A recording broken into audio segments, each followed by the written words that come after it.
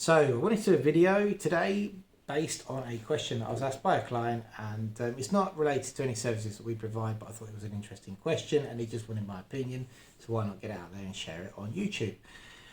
He asked me, he said, Chris, I'm going to buy this property, or I'm looking for a property. What is your top 10 tips for buying a property in Spain, and what would you look out for? I was like, oh, cool. As I said, I realised I've made some notes here 3 seconds ago, and I don't think there's 10 there, but we're going to see if we can get to 10. So I was like, okay, right, well, we don't deal with property sales, so we do use a lawyer who does so, and he does conveyancing a very good job. But my top tips would first of all be, and this is after also personal experience from buying property myself and recently moving also as well.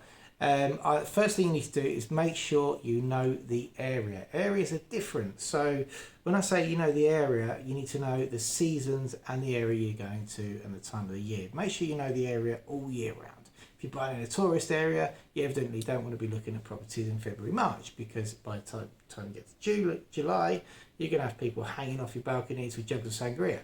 That's a joke. You won't have people hanging off your balcony with jugs of sangria, but it might be a bit busier. If you're up in the mountains, you might view a property in October. It's absolutely gorgeous, 20 degrees. You sat there, yeah, this is lovely, I could deal with this. And by the time you get to July the following year, you're sat at 40 degrees and you can't go outside. And you're stuck inside with your fan or your air conditioning on. So make sure you know the area all year round. Make sure the amenities are there that you need. Certainly worth just visiting a few times at different times of the year. So that's my point 1 here on my 10-point checklist. Point 2, evidently, as I mentioned before, make sure you get someone good to do the paperwork. Conveyancing is key. If you're looking, again, inland, rustic properties, problems all over the place. It doesn't mean you can't buy one. You can buy a rustic property. You can live in it as long as it's registered correctly down on the coast. If you are involved in a community, you need someone to check out the community and how to register with the community, etc, etc. I'm going to come on to that in a minute anyway. But yeah, definitely get someone to do your paperwork who's professional, check out their credentials, and it's probably a good idea that the person who does your paperwork isn't related to the person who's interested in selling you the property. When I say related, I don't mean they're not brothers. I mean that the person who's estate agent or the private seller who's trying to sell you a property, it's a good idea if the person who does your paperwork is probably an independent party. So that's point 2. Point 3, I just mentioned community. If you're going to move into a community, whether that be a gated community, in a property, in a house, detached, semi-detached, maybe townhouse, maybe you're going to move into a flat. If there's any community involved, make sure you find out what the community charges are going to be. And relating back to point 2, the person who does your paperwork should also check out the community to see how much money they owe, etc. Because there's been horror stories of communities that owe thousands and thousands and thousands, and suddenly they find people who own properties there find that is divided between their community fees. So, community, check it out, make sure you know how much you're going to be in for to keep that pool clean. Whether it's a community pool or one that's in your property but relates to the community, there's all sorts of things go on with communities. You need to have that clear, because you don't want to be getting a bargain property, pay for it outright, and find out then you're paying €1,200 a month in community fees, do you? So check that out. Next thing, point 4 on my list here is IBI house tax. IBI is the house tax that we pay here in Spain, depending on where you are. It might be fractioned into a couple of payments over the year, depending on how many parts to your property there are. So if you do live in a community with a separate garage, you might pay 2. One for the garage, one for the property, that's normal. If you live in a massive house in Marbella, it could be thousands. If you live in a massive house in the middle of the campo, it could be just a few hundred. So check out what your annual IBA bill will be, and also when the last catastral revision was done on the property, which relates to the bill, because if it hasn't been done for a while and they do revise it and see you should be paying a lot more, it could go up. So check that out with the person doing your paperwork, and check out how much you're going to be paying in IBI house tax each year. Now point 5, moving on. My favourite point, this one, electric. Oh God, find out how much you're going to pay electric. Electric goes through the roof. It's gone through the roof here, it's crazy. I've turned into my parents now at home with my kids. I'm like, how long have you had that plugged in for? Who's overcharging their phone? Not too sure you can overcharge your phone, but turning off the lights, walking around the house like a madman, turning off lights all the time, even though they're only 2 watt LED lights just to save on lights. No, I'm joking, I'm not that tight, but electric has gone up, and it's worth checking out is some of these houses, how many appliances they have, how many you want to put in.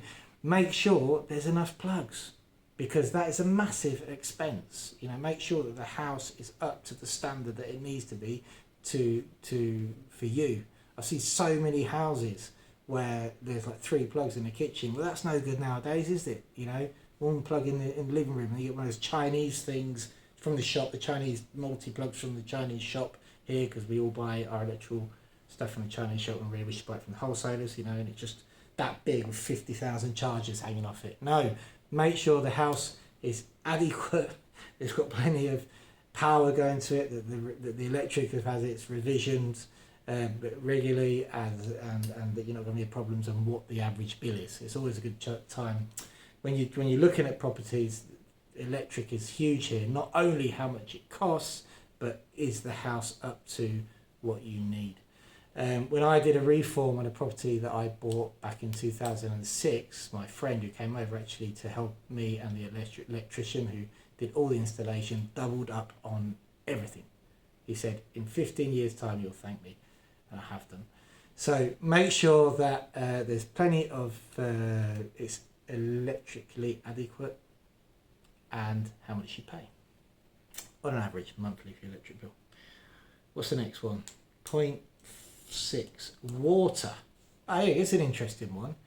Water, most properties can now get town water, so that's great. See how much you do. It's not that expensive normally, but it is on a meter generally in Spain, so find out how much the water bill normally is.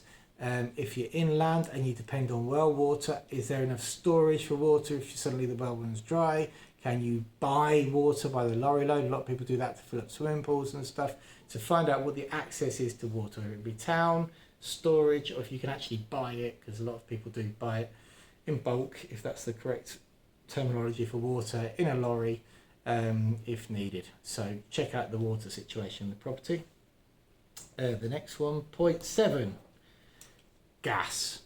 Okay, do you have gas bottles? Now here in Spain, very few towns have town gas. I used to live many moons ago. I lived in Salou when I didn't have a grey beard and an extra 30 kilos on me. And when I lived there, and I was a skinny waif and a stick, and I first moved to Spain, and I got my first apartment there. We had town gas. It was brilliant. I couldn't believe it. It was gas piped to my apartment, and I thought the whole of Spain had piped gas, and it went to the cooker, and it went to the hot water boiler, and it was brilliant gas. I haven't seen any since. In Andalusia we don't get gas. I haven't seen it. If we do, let me know in the comments below, but certainly here in Malaga I haven't seen gas. So most people, if they have gas appliances like the cookers and mainly hot water heaters, generally get gas bottles. In my view, gas bottles are a pain. They're just, you go to the garage, refill them. Generally it's garages, they refill them, they're about 17 quid each. Does it save you any money on the electric bill? I don't think so. Everybody says, I use gas because it saves me money on the electric bill. I don't. If you control a decent quality electric water heater using timers for set times of the day, it doesn't save you any money, in my opinion. I've tried both and it's sort of worked out the same. Gas bottles, in my view, are a pain. If you do buy a house and you have gas installations, obviously a gas cooker isn't too bad because you have to change the bottle every 6 months or something, but gas water heating, get it changed for electric. Spend a bit of money on an electric one, a decent one that runs efficiently, make sure it's on a timer, and you'll be better off than dragging gas bottles around everywhere. Plus legally, really, with gas bottles, you're supposed to have a contract with a gas company, which then they come and they revise the installation, and it's just an absolute pain. As you can see, I'm very opinionated about gas. So that was point 7. Point 8 is, post. Post. Can you get post? Check out the post situation. A lot of people who live in apartments, which is like block C, floor 4, tower, God knows what, sometimes they struggle to get post. Is there a community post box? If you live out in the country, do you get post there? For example, I've just moved out a bit further out of town and we cannot get post for love nor money, so I've got now a apartado, which is, I'll do another video on how to get one of them.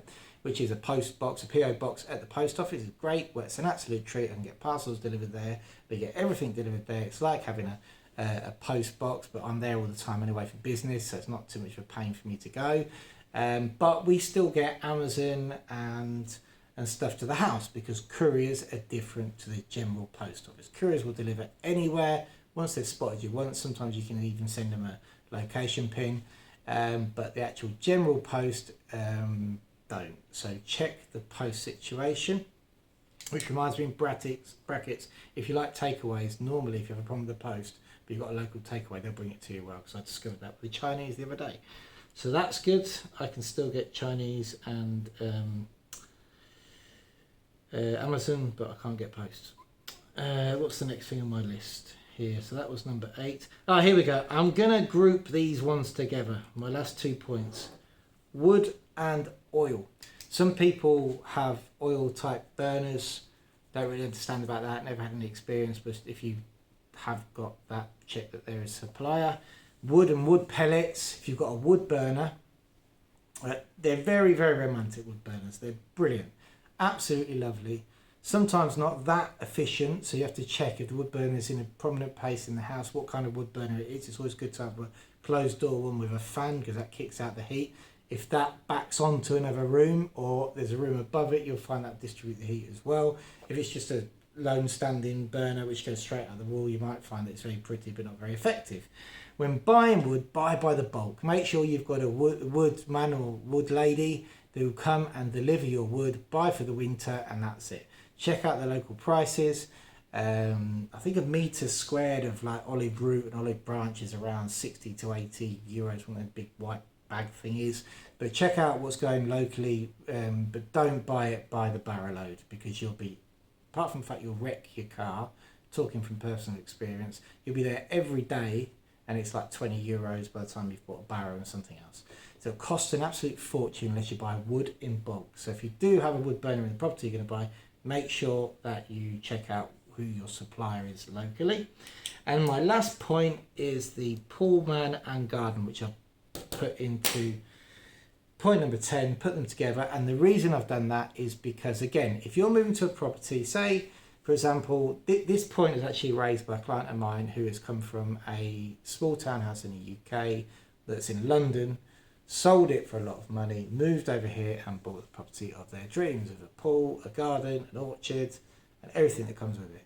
And with a month, he's all over the place, doesn't know what's happening, doesn't know how to run the pool, doesn't know how to prune the trees. It all looked very beautiful when you bought it, but it turns out it's worked for about 5 people. So check out what work is going to happen on your land. I know a lot of people in land who have olives and get the farmers to prune and harvest the olives and pay them back in a few bottles of olive oil, which lasts them the whole year. Why not?